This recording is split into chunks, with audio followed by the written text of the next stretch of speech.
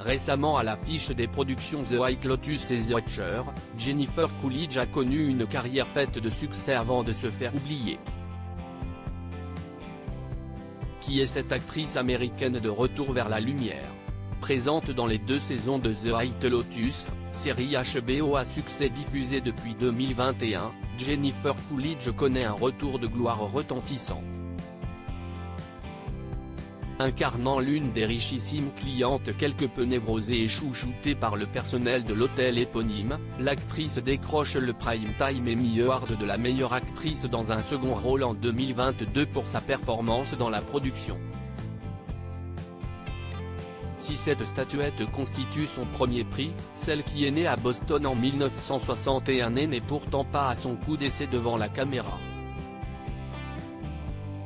C'est au début des années 1990 qu'elle fait ses premiers pas.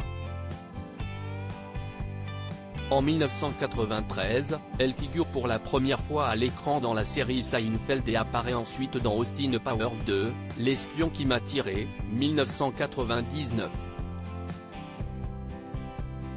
En 1999, Jennifer Coolidge décroche le personnage qui fait décoller sa carrière, celui de la mère de Steve Stifler, adolescent suintant les hormones et la gêne dans la comédie American Pie.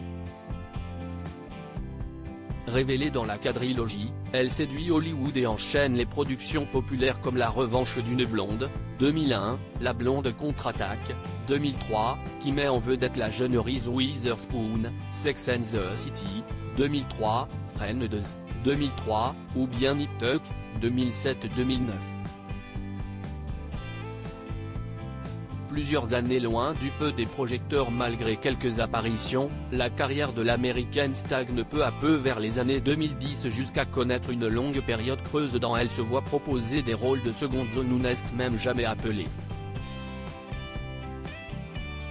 C'est seulement en 2018, à l'âge de 57 ans, qu'elle retrouve le succès grâce à sa participation au clip Thank You Next de l'artiste Ariana Grande.